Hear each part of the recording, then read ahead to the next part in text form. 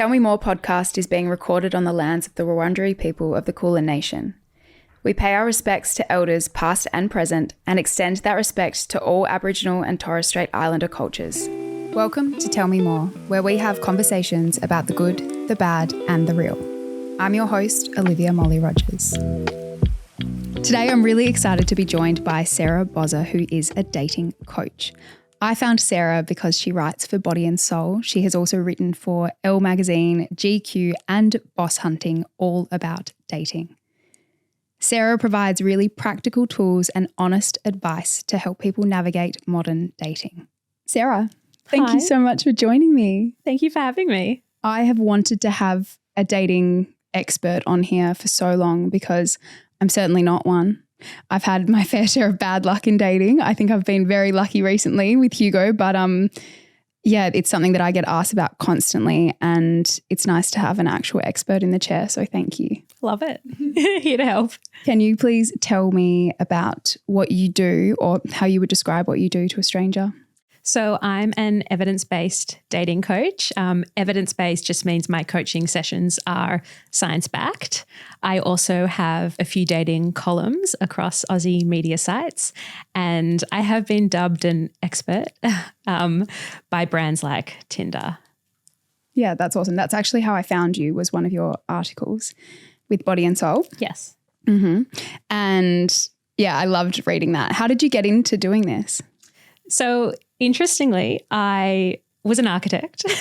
Really? Originally, yes. And when I got back into dating after a breakup, I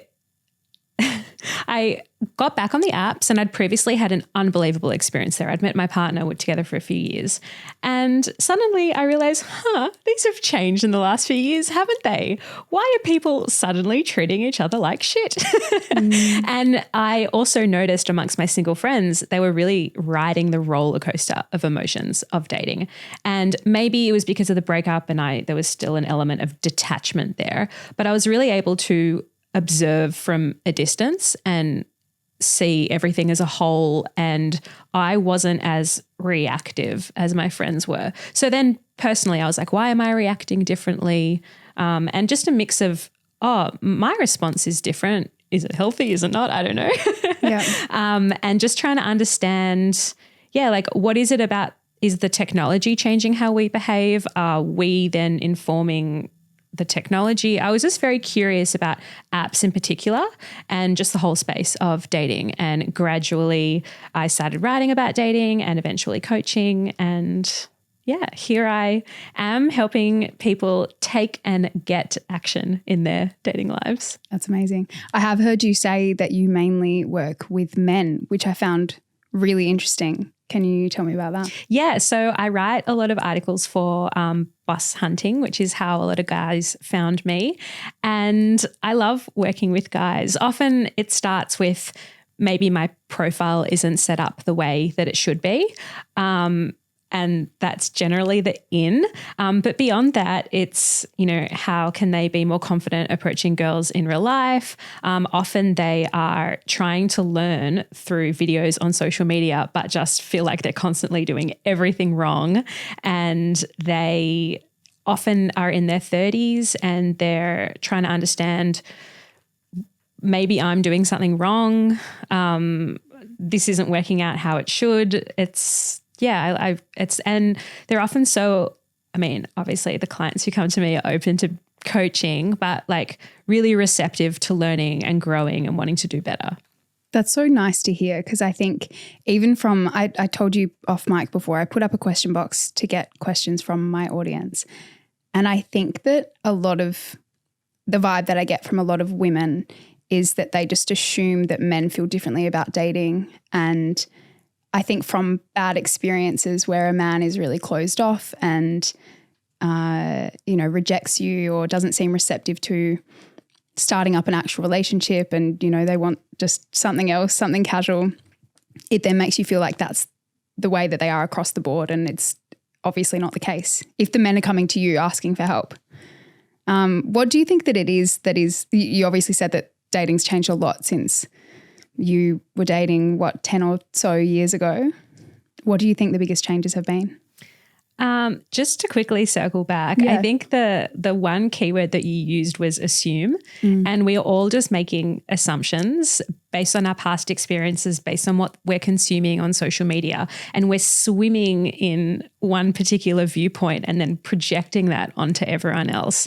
And, you know, with social media algorithms now, like you want to understand one thing, like what's ghosting, and then all of a sudden for 3 weeks you're fed all these horrific videos about ghosting, and then it's ghosting, and then it takes you to the next like sadistic new trend, and then all of a sudden we just want to close ourselves off because we assume that the world is that way, when really, no, you actually shut off your phone and the world is fine. People are still nice to each other.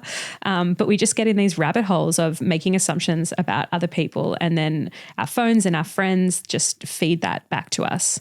I think that's part of the problem. We all live in a prison of our own minds. And I have the privilege of working with people and holding a really safe space, and I get to unpack with them all these assumptions that they have about dating that start even the way that they swipe on dating apps, or even what they tell me when they're in a bar and what they're looking for in another person. Like we all hold these assumptions and project outwards, and the interior reality doesn't match what's actually happening in the real world.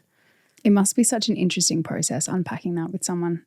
Because I think you don't even realize until someone asks you the specific questions, you don't even realize the way you're thinking about those things. Yeah. Or like the stories that you're telling yourself. 100%. It's all stories. Often I get clients to really slow down their swiping process, generally making notes on their own, or we can do it in session. You know, why in particular did you not swipe on this profile?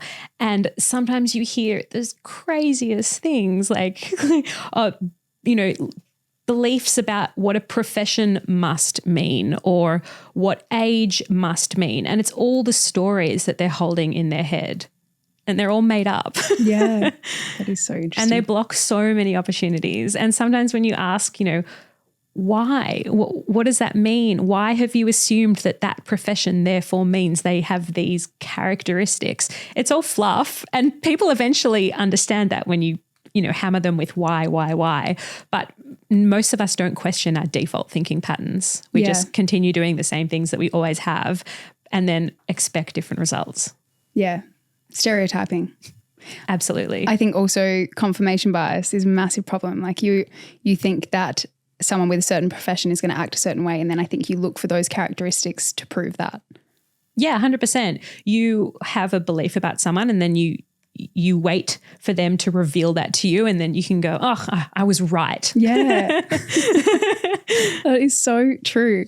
What do you think it is that has changed the most about modern dating, and what are the problems that people are facing with modern dating?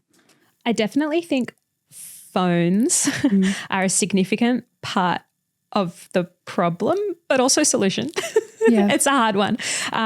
Obviously, apps and even social media created so many more ways for us to connect with other people, like you and I connected on socials. How great. But at the same time, I think phones and apps in particular create a lot of busyness around dating. I have a lot of clients who are like, I'm doing everything, I'm trying everything, look at my screen time. And I'm like, okay, and how has that translated into real world dates? Oh, I haven't really met anyone in ages, but I'm talking to all these people, and I'm like, oh, it's not really, people think they're really busy and they're always thinking about dating and they're always doing things that are helping them with their dating life. But often it's very intangible things that live in the digital world.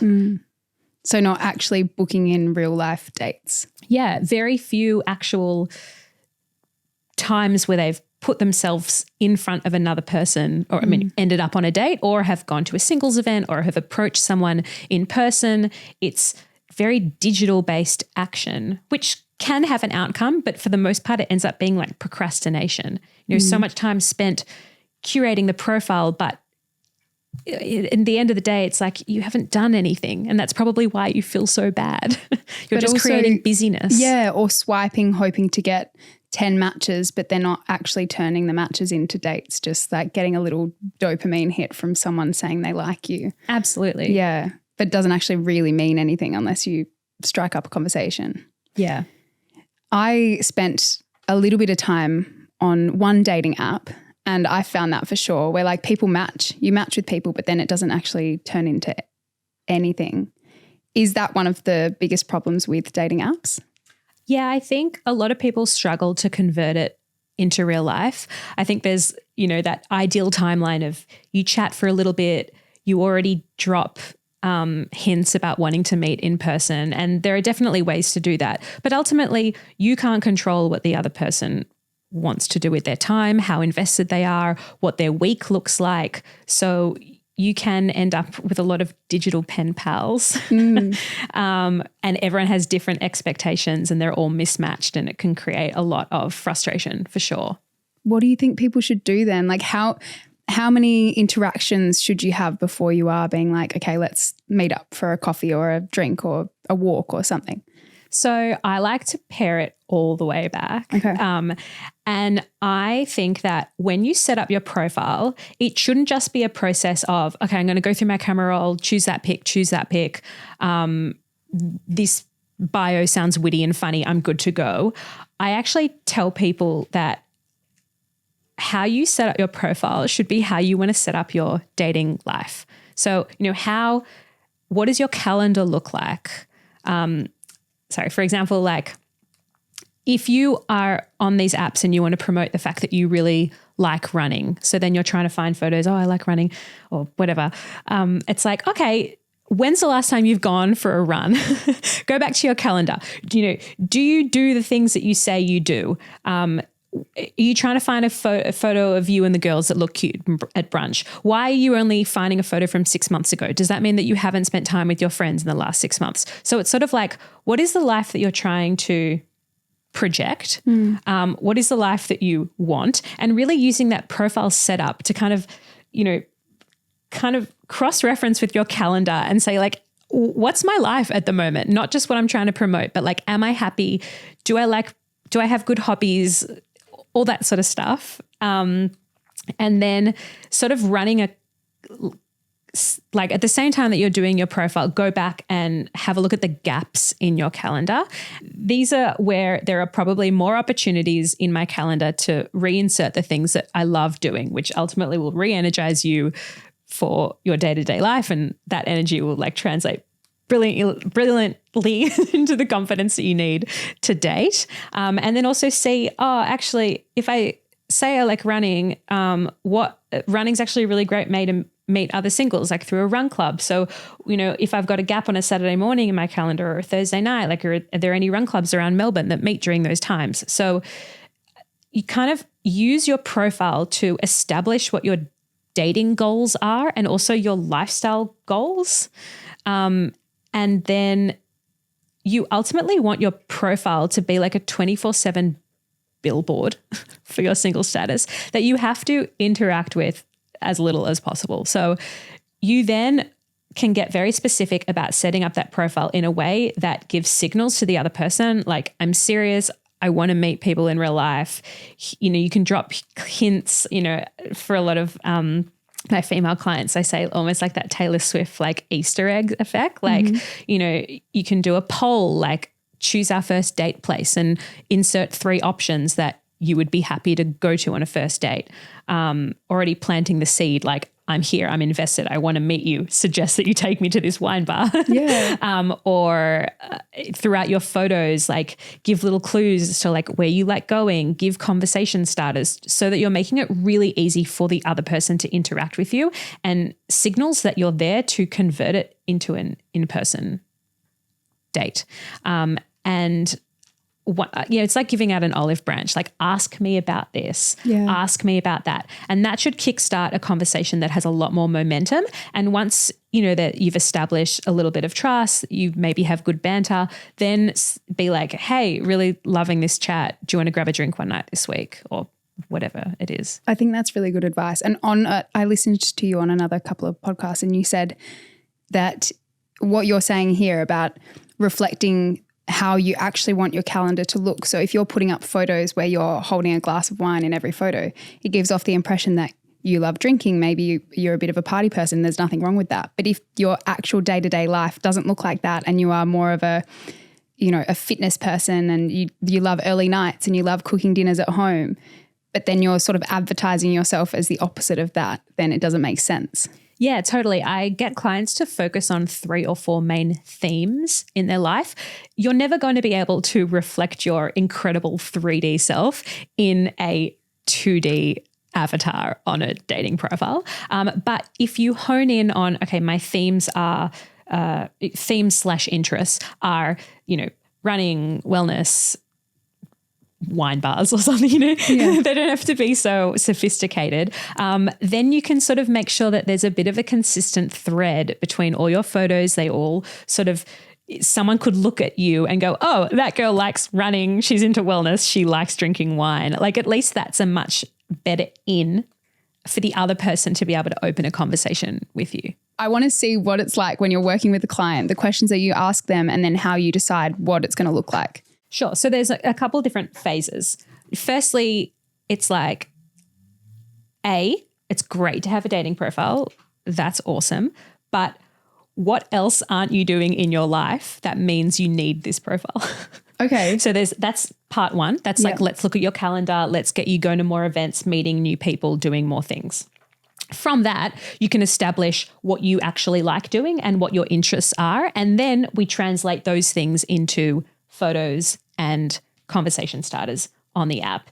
And the second thing is, which a lot of people forget, is what are you actually looking for in the other person? Mm-hmm. Because these are all the filters, and ultimately the app is going to give you options and we are going to use those options. Do they necessarily mean that a height filter or, politics and any of that stuff actually matters? Probably not. But if the option is there to use it, people will use it. So for that part, I normally say, okay, if I was sitting with you at a bar and there was a cute girl sitting opposite, what would you need to know? Like, what's the bare minimum you'd need to know about her just to go up and say hi? And you're not going to say, oh, well, I need to know what she votes for. I need to know, she could be sitting down. How would you know what her height is? So I try to, when you're searching for someone on the app, you really should just use the basic metrics you would need in real life, not get into the nitty gritty about star signs and stuff, because you don't know that from someone who's sitting across the room. Once you've established that, then how would you help him build a profile? Then it would be a process of, you coming back to me with a series of photos, and maybe you need help actually getting those photos. Often it's like, oh, I've got these things coming up in my calendar, and I'd be like, great, take photos now. Take photos of what you look like now. You should look on the app how the other person is going to see you on a first date. Otherwise, you can't have false advertising. No, within a 3-month range is fine. But ultimately, a lot of people use old photos and they have a sense of insecurity about that. And that insecurity is going to come out on the date because you're just going to be sensing the other person's disappointment. It means you're not going to walk in there with as much courage or confidence. Would you ask particular questions about his interests so that he could then tell you, Yes, for sure. So during the process of trying to work out your single man week, you'd tell me, oh, hey, I love footy. I love this. I love that. And we would identify a few themes of your life. And then those themes should come through in the photos and then through your conversation starters, bio, etc. And everything should be, a lot of people use their bios for like making statements about themselves, but really that should also, your bio should just be a way of initiating more conversation, like, open-ended questions, just fun little cheeky ways that someone can engage with you. When it comes to the photos, what are your thoughts on including one with a friend? I think one with a friend is fine if it's towards the bottom of the queue. And I do think you need to be a little bit strategic about the friend that you include and also about the hierarchy that you have in that photo. Okay. Because we sense so much about another person. And if you're kind of a little bit, if they're a lot taller and you're kind of hiding away and you're to the side, they're going to look like the main player in your profile, and you need to exude confidence, through your stature, through your poses. You need to be in this, the center of the photo sort of thing. Yeah, interesting. Because I one of my exes, his friends would always put him in pictures with them on their dating profile. And he was a good looking guy. And then I think they would get a lot of people matching with them because they thought it was him. Yeah. And a few people then sent it to me being like, oh, he's on an app. And I'm like, no, that's his mate. They're all using the same photo. Ultimately, profiles are prime real estate. Yeah. You have 6 to 9 photos and a couple of captions or bios essentially to sell yourself. So there is a risk element when you introduce any new person into your profile. There's always going to be competition. There's always going to be comparison. It's just how we operate. But if you genuinely think that it's a good photo where you're center, you look confident, they're an important person to you, then I think there can be minimal risk, but it shouldn't be a group photo of 10 of you on a Bucks weekend or a wedding party and you all look the same. And otherwise it's just a wasted photo. Yeah, that's so true. I think people think though they want to make it look like they're fun and social and they've got lots of friends, but yeah, interesting feedback. There's also another point that I would say, based on your age, this is a funny one, not many people realize this, but based on your age and, whether you're Gen Z or millennial, you're going to skew towards a certain aesthetic on Instagram, right? Like, Gen Z is more like random dumps, bit of a blur, in a carousel, there'll be like all these things and you're just curious. It's a bit cryptic. Yeah. So based on your age group, that should also translate into the way that you set up your profile. But won't that happen automatically? It's like we're millennials and we don't know how to do anything else other than being millennials. Sometimes people think of a dating profile as having to be super schmick and super polished and separate from everything else. But ultimately, if you are going to connect the way we all do now, like someone will find your profile and then they will find you on social media. So there shouldn't be this crazy leap or crazy jump. It should be a similar aesthetic to how you present yourself elsewhere. So authentic. Yeah, authentic. Yeah. Okay, we'll park the dating apps for now. I was asked a lot of questions about the work that you should do on yourself prior to dating. What are some things that people need to work on before they actually start dating? Or you think that they're ready to date? So I'm going to say a few things. Number one is what would you call it? An exercise was shared with me that I really like, which is to help you create closure from any relationship, big or small. And I think it is a really good litmus test of where you actually are. So generally it's done in the form of a letter that you address to the other person. Whether you send it or not is up to you. As in an ex or something? An ex, or even just someone who ghosted you. Like it can be any person who's impacted you. And it covers the elements of you saying, I'm sorry for whatever part in the relationship that you played. I forgive you. You don't necessarily have to forgive a heinous act like cheating, example, but you need to forgive the person. You say thank you for everything they taught you, everything you learned. And then you sort of say like, you're welcome. And that's when you can sort of stand your ground and commit how you want to move on, declarations to yourself. And I think based on how you write that letter, you can sort of see where your gaps and opportunities are, where you're still holding resentment, what you are ready to let go of. And I think it can help you, it can show you areas that you still need to focus on. So that's something that I do with people, and it brings them a lot of clarity and good self-awareness. Separately though, and this is like a bit counterintuitive, but I actually think that often if you do go through a really big breakup, it can actually be a really great thing to be in front of someone new who thinks that you're shiny and new, and ultimately you don't owe this person any more than a coffee. But I think, especially if it's a big breakup and all your friends just want to keep talking about it and they just want to keep you stuck in the story and, oh, have you heard from him? And have you seen what he's doing on social media? And I think sometimes it can be actually amazing to step away from that narrative and sit in front of someone just for a coffee and because how you hear yourself talk about yourself is a very good also litmus test of where you're at. Like, can you sit there, maybe you don't really want to share so much about yourself, but can you be really curious about the other person? Or maybe even how you do answer questions about yourself can teach you like, oh, maybe I'm not really ready yet. But I think ultimately to meet someone new and sit in front of someone new who doesn't know anything about you and thinks that you're glorious and thinks that you're brilliant, or at the bare minimum just wants to have a coffee with you, it can actually be a really good thing to do 1 or 2 months after it's quite a significant breakup. That's really interesting. And I definitely find it relatable. I think probably some would say, and maybe in hindsight, I think it was a bit too soon after I went through a big breakup, I started seeing someone. And I think it was part of that was like, oh, it's really nice to be seen with fresh eyes by someone who thinks I'm great when I was in something that wasn't healthy. And it was, I guess you could call it a rebound. I think that that's quite a common thing.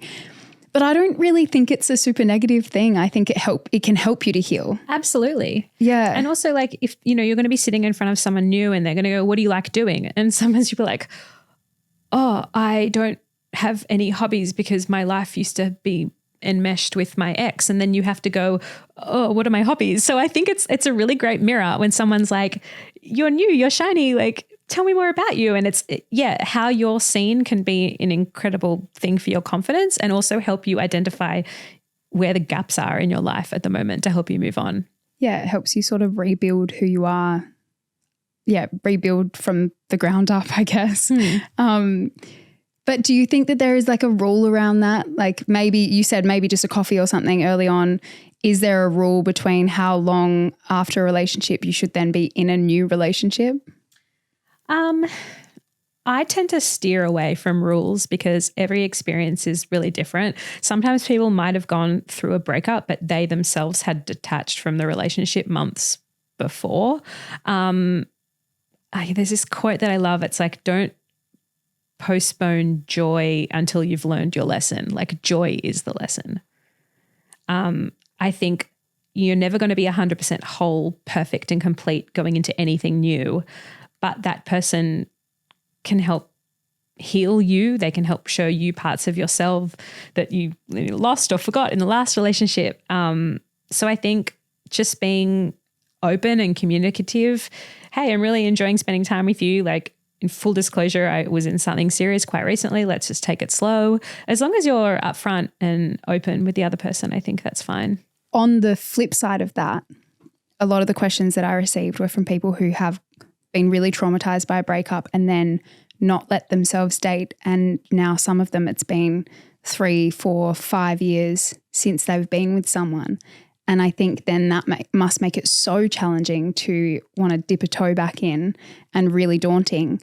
What advice can you give to people who are in that situation? Yeah, I mean, that's so hard. You just want to protect yourself because you absolutely cannot do that ever again. Like, I'm sure we've all been through traumatic breakups and you just don't want to do that to yourself ever again. But you also have to realize that you're using your past experience to predict what the next one will be, which is normal. It's human. But just because that was your past, it's not necessarily your next experience. Also, I think you need to date from like an abundance mindset. Like, I just need to keep meeting new people. Every new person that I sit in front of, whether there's a connection or not, can teach me one new thing that I didn't learn, that I didn't know before. Like in the episode with Hugo this morning, he had to explain what a management consultant is. Like, even if you go on a date with someone and they say I'm a management consultant and you're like, you know what? I actually have no idea what that means. I've never heard that. But I've always wanted to know. Like, even if the one thing you take from this one date is just, oh, now I know what a management consultant means. I think ultimately we need to be meeting more and more people. Like, the older we get in life, the fewer opportunities there are like that. Like, often, at school, you're always meeting new people, uni, always meeting new people. Now we live in our little bubbles. And I think the more people you meet, it just keeps you open-minded. You just live in like an abundance mindset. And then you're at the place where you're like, oh, my energy's great. Hey, if I meet someone, I meet someone. If I don't, but you just need to get rid of that fear element because you're just holding yourself back. What are some ways they can build up their confidence to get to that point though? So I have like a little tracker that I use with clients. So my friends had a nickname for me, which was Be Ballsy Like Bozza. I love that. That's so cool. Because I used to be so shy when I was little, but I learned to sort of wrestle. Like, let's say you're at a bar and you see someone over there, you're like, oh, they are so gorgeous. Often you have this, all this crazy fear in your stomach and you're like, I want to say hi, but da-da-da. I learned to sort of reframe that fear of like, I need to act on this before my head catches up with me. Like my body just needs to start moving and just go towards that person before my mind convinces me otherwise. And B, just to reframe it as like, if I don't do this, I will regret what could have happened more than the regret of a very micro rejection moment. I think people go into this with very black and white thinking, like he will either reject me and it will be awful and I will never recover, or it'll be incredible and we're going to fall in love as soon as we catch each other's eyes. And no, it'll probably exist on a spectrum of grey in between them. But too often we think it'll be A or B and we just disclose everything else.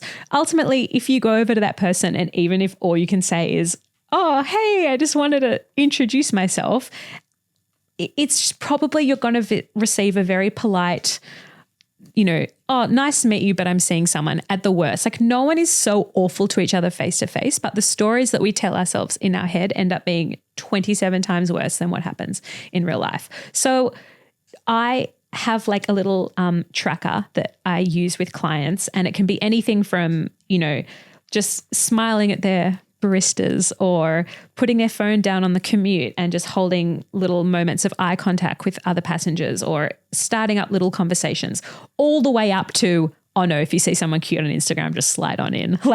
And we have a little points system and it's just gamifying it because I think we've just become so siloed and all we do is look down at our phones, but we're actually surrounded by people and people are actually a lot nicer than you anticipate. And the key is just meeting more people, smiling, just having these little moments of connection and courage, and then it just builds and builds and builds. That is such good advice because I do think people sit back and think, I haven't been on a date in 4 years.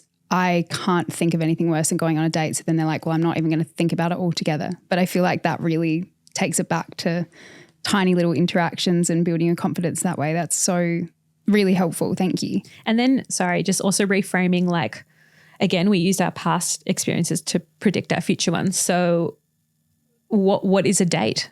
Like a date is up to interpretation. You're probably thinking a date will be this horrific interview style thing where you're sitting across from the other person, or it's just, walking side by side or sitting side by side. It doesn't have to be so sterile as what you're probably thinking, but because it's been so long, you're always just going to picture the worst. Yeah, that's very true. What are some red flags you should look for when you are meeting someone in a dating situation? I mean, especially if you've, met them online or on an app or whatever and you're communicating, I think, laggy comms is a big one, inconsistency, making plans and not following through. That's a big one. Initiative is so hot. Like I tell all my guy clients, try to glean what you can from her profile, whether she's into wine bars or a run club, and just, hey, I'd love to take you to that wine bar that you love. Are you free Thursday? Yes. Great. 7:00. I'll make a booking. It's so, it can be so seamless and so easy. Therefore, the opposite, which is the endless back and forth with someone you've never really met, communication is a big one, and follow through. When someone says to you, when are you free? And then you give them a few days, and then to say, I'm free on this time, and then they don't reply. A lot of people message me saying that keeps happening. And I feel like, it's such a red flag. It's so interesting. Like people act so differently with a potential work colleague or job opportunity than they would with a date. Yeah. So sometimes I tell people just to almost interact with the apps how they would in their business life. What are some other red flags you think? I mean, we could go into the obvious ones like very shady behavior, rude to the wait staff, all that sort of thing. Ultimately, you're meeting someone new. They should be on their very best behavior. They should be respectful. They should seemingly be excited to meet you. And people tell you so much on a first date, but only if we listened. Often we're sitting there going, I hope they like me. I hope they like me. I hope they like me, that you just block off all these little hints. It tends to happen a little bit. People will be a bit too forthcoming with information. They mix up the idea of what vulnerability should be, and they, oh, this really horrific thing happened to me, and just like lay it on the table, and you're like, okay, I didn't know if we were quite there yet. And then you need to handle that really tastefully, and then often that can introduce like a sense of guilt towards the end of the day. Like, I didn't really want to see this person again, but then they told me this horrific thing, so now I feel bad for them. Like, just be conscious of oversharing, trauma dumping, all that sort of stuff. Okay. And also when the trauma dump happens, like often we can get a sense from each other how the date's going. Are we in this for one drink? Are we in this for two drinks? So sometimes if it's nearing that like junction of like, we could be calling it right now, and you're sort of aiming to like, oh, let's get the check. And then all of a sudden they're like, bang. It could be like a way of keeping you there longer. Oh, that gives me the ick. On the flip side, what are some green flags that we should pay attention to? Again, that initiative factor, I think, effort, curiosity, really wanting to, asking you questions, being present in the moment. Like, we can tell when someone's distracted. So really like listening to what you're saying, just showing like genuine curiosity in you. And then actually remembering what you say. Yeah. Like those details go so far, even if it's like throwing back to something that you were texting about like on the date. It's like, oh, you know exactly who I am. I mean, you could be speaking to 10 other people, but I do right now feel like I am you haven't confused special us. That's in good. the moment with you. What are some practical tips to take the pressure off a first date? Because I feel like it can feel very high pressure, particularly if you're sitting opposite each other. For sure. So just rewinding back to the fact that you should be making an effort in life to be meeting new people all the time. That will then take this one romantic prospect off the pedestal, and it won't be so scary or daunting. Separately, getting yourself into a great state before the date. Play your favorite music. Get your like group chat to fire you up a little bit. This isn't a little bit of an aside, but I interviewed a psychiatrist about the connection between dopamine and not feeling the spark. And ultimately, dopamine is the chemical that we all need to connect with each other. But as soon as we wake up in the morning and we go through our social media and, pour out our dopamine over 100 different things during the day, you then have no dopamine left by the evening to connect with a new person. So be conscious of your like phone use throughout the day, be conscious of your energy throughout the day, even as you're getting ready for the date. Maybe you put your phone on airplane mode, but you still listen to music and kind of interact with, I don't know, your apartment or like whatever, but just not that sort of scrolling and that phone addiction within half an hour to the date, even if you can like walking to the date just to get some fresh air and fresh energy, just so you're replenished to actually sit in front of this person and connect. How do you deal with the nerves? I was so nervous before my first dinner date with Hugo. I thought I was going to vomit. I mean, there's obviously mindful exercises, breath work, all that sort of thing. But I think sometimes the best thing to do is to just get to the date and be like, I'm feeling a bit nervous. Like sometimes to just call it out and to be like, I'm actually really excited to be here with you. I was getting a bit nervous today. And then it just becomes like a cute, funny anecdote as opposed to you sitting there hyperventilating. And then you're just calling it out and as if they're not going to get a cheeky smile because it like obviously says that you're excited to be there with them. And they'll probably like, yeah, I was looking forward to meeting you as well. And then it's just out in the open. That's really good advice. I said to Hugo, I'm really nervous and he said he was as well. And that instantly made me feel better. Yeah, totally. It's just, sometimes it's just best to call it out as otherwise it'll just go in your head and you won't be listening to them. You'll think, I'm nervous. Rejection sucks, can be so brutal and shatters your confidence, or it can. How can you stop that from happening and stop it from affecting you so much? Because I think, you know, quite a few people messaged me saying that they've stepped away from a date thinking it was great and it went really well. And I think that can be really hard if you feel like both of you are vibing it and then you leave and then the other person doesn't follow up and you don't end up seeing them again. How do you deal with that kind of rejection? Again, it's just reframing it to be like, well, I'm grateful that they told me early. Most people just ghost. So, you know, and it's never really about you. It's all their stuff. And also just that reframe of like, and now I'm free to find someone who really is wanting to invest in me, who does think I'm as amazing as I thought they were. Again, we have all these, you know, rejection creates a space and then we're the ones who fill that space with all our insecurity. We're like, here's our baggage and I'm going to like chuck this in this space now. And no, it's probably absolutely nothing to do with you, but that's just how we rush to justify it to ourselves. So you're free. They let you know early. That's a gift.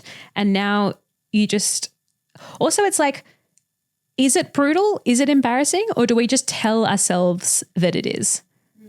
Because it's also, rejection can be kind. Rejection can be rare these days. You know, it can be a whole bunch of things, but it is what we tell ourselves it is. Yeah, that's really true. I have a beautiful person in my life who has not been having a great time with dating, and it's almost this thing where the more they don't want to be with her, the more she tries to convince them to be with her. And she said this to me. And yeah, I would love if you can try and unpack that for us, because I say to her, like, this one guy in particular, I'm like, he's such a loser. He is not good enough for you. I don't understand. And I don't want to be harsh with her, but I'm like, you're amazing. You're such a catch. You're a beautiful person. And you're chasing this guy who has made it pretty clear he doesn't want you. He breadcrumbs her. They'll go on a date and it will be good, and then she won't hear from him for ages, and then he'll come back and be like, hey, are you free tonight? And it's that classic like breadcrumbing, just keeping her there for when it's convenient, and I hate it so much. Can you tell me or tell her, speak to her, tell her how we can help with that situation? Yeah, that's very much that like anxious avoidant loop.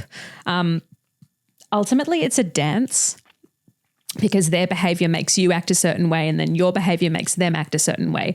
And it's really hard to identify in ourselves. It's such easy advice to give a friend.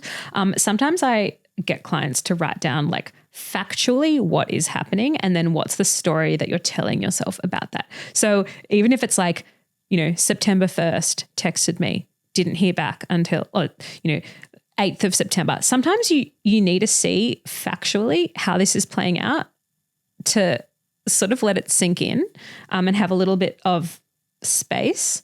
And then you start saying, oh, you know, the story that I'm telling myself about this is that,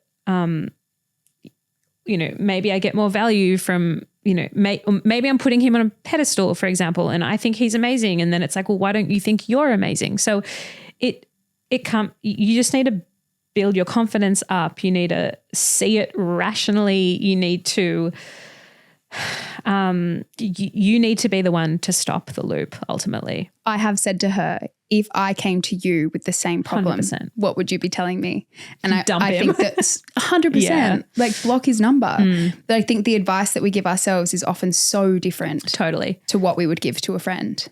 Sometimes also like, to see things in in patterns. Is this guy treating me like the last guy? And then sometimes if you can see like, this has happened several times now. It happened with Jason and Luke and Andrew and you can really contextualize it, and then you can say, all right, but I'm the common thread. I'm the common denominator between all these experiences. So like I need to learn the lesson in order to stop this loop. So like what am I refusing to learn? What am I resistant to? I need to snip this in the bud or it'll keep happening to me. Because I mean, I do believe the universe is fair and just, and therefore it keeps giving me the opportunity to learn this lesson that I'm not learning. So I need to stop this. Yeah, I really like that perspective because I feel like people take the opposite learning from it, which is I'm the common denominator here, and so I'm not good enough to be with any of these people, when it's actually the opposite. Yeah, it's like it's Freudian repetition compulsion. It's like you would just keep attracting the same kind of personalities and the same kind of people until you learn the thing that you were here to learn and change. Yeah. We were talking before about green flags. What do you think some communication habits are that you see in healthy relationships? And I mean, I guess they're similar to green flags, but what are some things that you think help a relationship to grow? I mean, open communication for sure. There's a way that Brene Brown frames this that I really like. If she's having a dispute with her partner, for example, she'll call it out like, this is what I'm sensing. Like I'm sensing a, lagged communication, for example. And the story that I'm telling myself about this is, so then she calls out the thing, the very factual, can't argue with it. You're applying in a delayed way or whatever. And then, but the story that I'm telling about myself is that like, you must not love me anymore. And of course that's the deranged thing, but then it kind of lets the other person know, oh, okay, was this behavior justified? Was it not? Like, was I doing this consciously or not? And then, oh dear. And as a result of that, I have made you spiral. That actually, I mean, you might have heard you listened to the episode with Hugo this morning. That is a really good example of something that we have spoken about, is that in my previous relationship, my ex would not let me know when he was coming home or say, I'll see you at whatever time. And then I sometimes wouldn't see him till 7 a.m. the next day.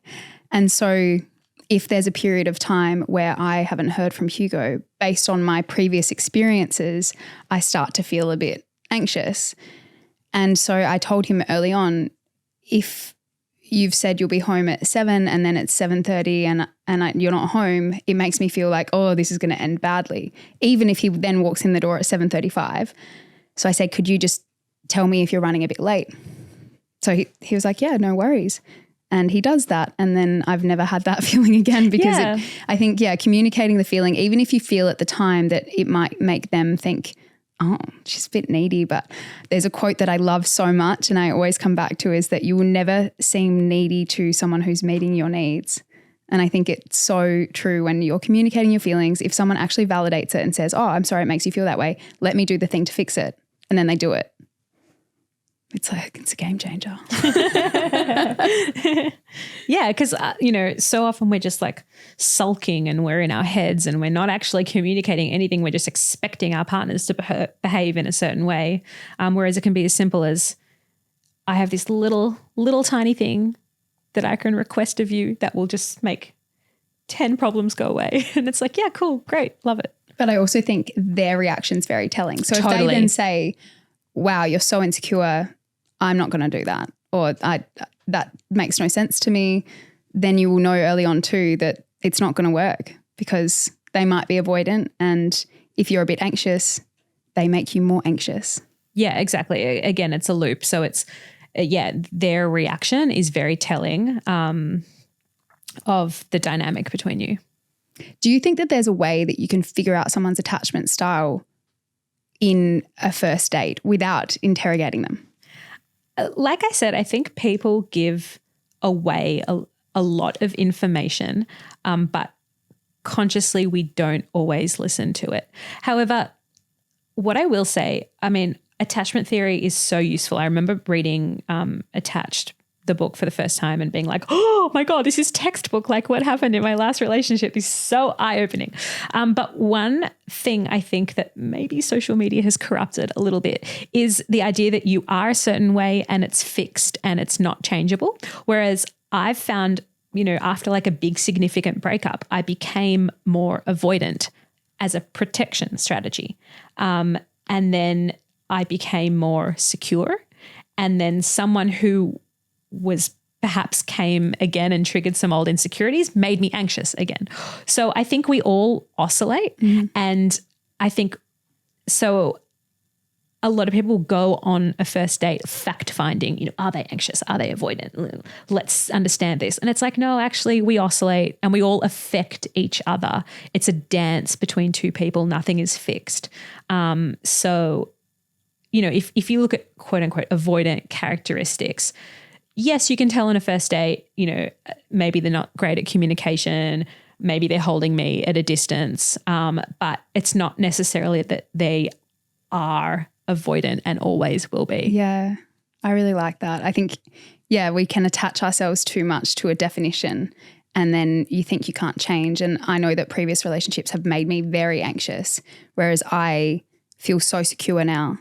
And I think being with a secure partner can make you that way. And I think it's really nice to know that that is possible, that you're not always going to be an anxious person or have anxious attachment if you are with the right person. Totally. And that book is incredible. The theory is great. But it does, pigeonhole you into, X percentage of the population is. And it's like, okay, maybe at like one period of time, but then the next day they're probably going to be all different based on what relationships they're in and whatever. For someone listening to this right now, I really loved what you said about writing down the experience with someone, some sort of situationship and actually putting it on paper, what's been happening. Is there another journal prompt or an exercise that you can suggest that people do to help where they're at with their dating right now? I like the idea of, writing a journal entry at some point 1 year or 2 years into the future and being like super hyper specific. Like today I'm waking up in my linen bedding next to my beautiful partner and today we are going to go for a run together and then work out. And whatever your ideal situation is in 2 years' time and describing how they make you feel, doesn't really matter about their aesthetics. You can add it for sure to, finish the visualization. But sometimes you can see like what you really want. I want to feel loving, comforted, supported. And then you come back to this breadcrumbing situation. You're like, not like this. Like this is how I want to feel. Now these are in stark contrast with each other. That's a really good idea. I think that if I had done that sooner, I would have saved myself a lot of heartache. But I remember being in my unhealthy relationship and looking at other relationships. And I do think sometimes comparison is really bad, but sometimes it's helpful because I would look at healthy relationships or what seems to be healthy relationships and think, oh, that must be nice. Must be nice if your partner talks to you like that. Must be nice if they say they're going to do something and they do it, and little things like that I wish I'd written them down and then, analysed against. So it's not just for dating, but also in the relationship that you're in. If the person that you're with is not aligning with what you want them to be, then maybe you need to reassess the situation. Totally. Yeah. Is there one amazing piece of dating advice that you have that you can leave our listeners with? It's very basic, but I think when it's easy, it's right. And when it's right, it's easy. I think so many of us overcomplicate things, like even the way you talk to your friends. I mean, he's away this week and but and he sent a message and and it's like you sound like a monk, like a jabbering monkey. It's like that's not easy. That's complicated. You're making it complicated. Sometimes it's just, again, I'm referring back to the episode with Hugo. You were like, it was an easy introduction. A friend introduced us. I wasn't necessarily wanting to meet someone that night. It just happened. There were love hearts in the air. We had this amazing conversation. Yeah, it was a bit, he was traveling, whatever, but like it seems quite seamless at the start. And I think when you meet someone important like that, that sometimes there often is just an ease. You're going to hear from them. You're so excited to meet them. Even though you can be a bit giddy, but underlying that, there's just so much curiosity to spend time with them, to learn more about them. And then you translate that to all the nonsense that we convince ourselves is dating these days, and, you know, trying to understand the new terrible term. It's like, that's not dating. That's just another way that we're treating each other like shit. Yeah. I think if you're trying to convince yourself that they're good or right, then they're probably not. And also the way that you're telling your friends about them is very telling. I think if you're trying to justify and explain and be like, oh no, they're not always like this, or if your friends meet them and then you're like, oh, he's not, he's usually funnier than this, or he's usually nicer than this, or whatever it is, it's like, yeah, you need to take a step back and think about that, I feel. And also oftentimes your friends will know. You'll come to brunch or you'll come to hanging out with them and they'll be like, you're smiling, like what's going on? And you're like, oh, I've started seeing this guy. And sometimes there's just like a quiet confidence that comes with that, as opposed to, you know, he texted me this, what do I write back? It's like, there's just like a different air sometimes when it's easy and feels good. I have one more question. Yeah. Because it is one that came through so much. If you don't want to be on the dating apps and you don't want to go to a bar, where can people meet people? Yeah. Okay. So at the moment, there is such a need and drive to find your community. And I think that is so amazing, whether it's like through running or through wellness, through dinner clubs, dinner parties.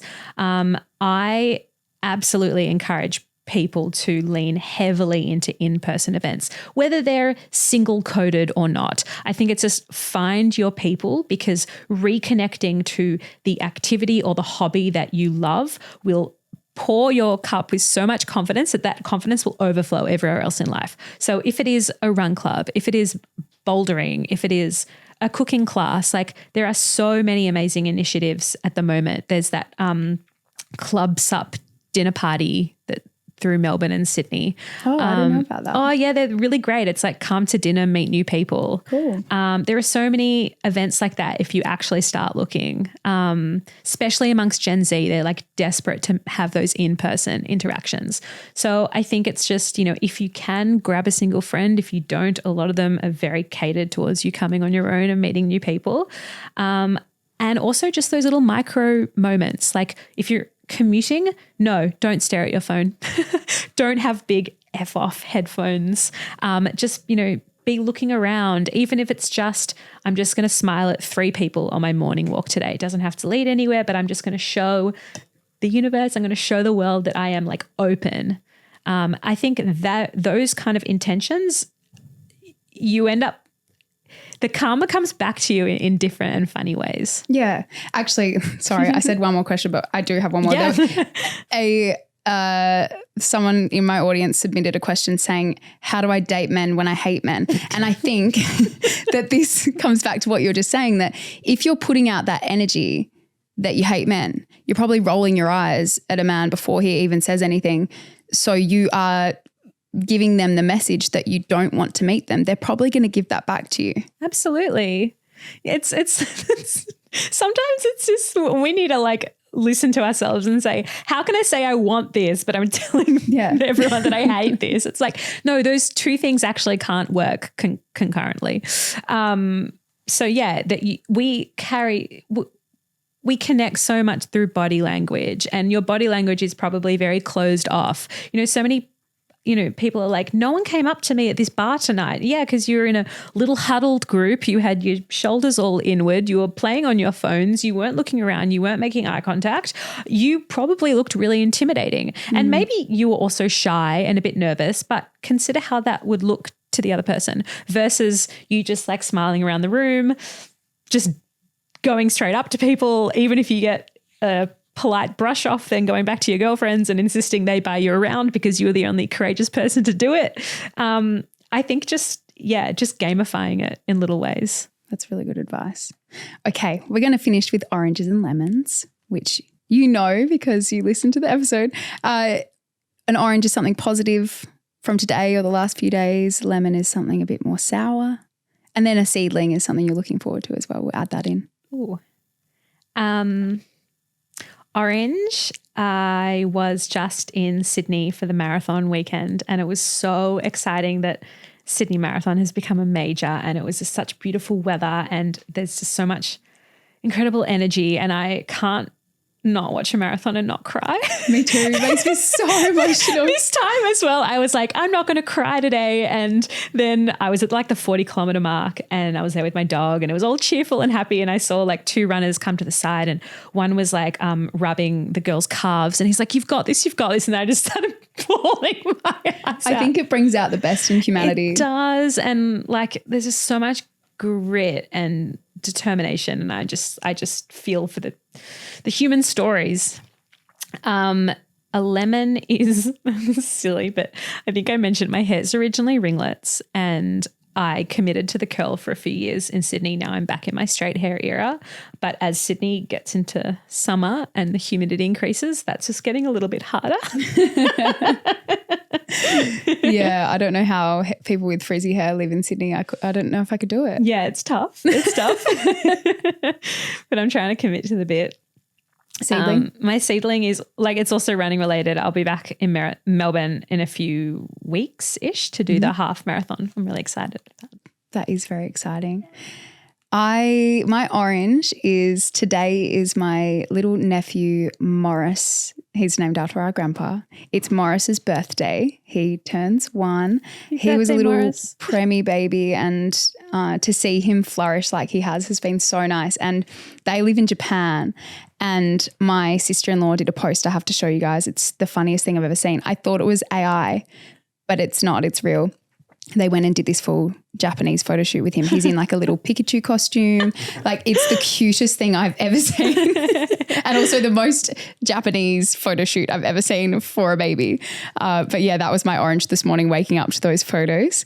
Actually, I have 2 oranges. The other one is that Hugo's episode has come out and I've had so many lovely messages about him and it's being really well received, which is so nice because he was nervous, but I'm like, you have nothing to be nervous about because it is just going to show people how lovely you are. So that is also an orange. My lemon, I was saying to you guys before we started recording, it's a bit gross, but I've officially lost 2 toenails from the marathon. They were hanging on for dear life and they have finally gone to another place. But there is one more toenail that I had had a pedicure the other day and the man very kindly painted on my toes where there's no nails so that it looks like there's toenails. And there's one that is going to go. He said, I have bad news. I was like, oh no, what? He said, this one, it's going. So I'm just waiting to lose another toenail. So that's my lemon. But seedling, I don't know. Seedling is just that it's spring and I have a spring in my step. I just feel like it changes everybody's mood. Winter is finally over and it's an exciting time of the year. I also would love to ask you where people can find you. Obviously, we can share your socials, but if they do want to be coached by you, how do they go about that? Yeah, so at the moment I am at capacity, but if you DM me, I'll add you to my wait list. Amazing. Thank you so much. It's been such a pleasure talking to you. Thank you for having me. I still have so many more questions about dating, so I think we're going to have to get you back on. I'm here for it. Amazing. Thanks, Sarah. Thank you. Thank you so much for listening to Tell Me More. If you enjoyed the episode, please leave us a review, share it with your friends, and follow or subscribe to the podcast. Your help in growing this community would mean so much to me.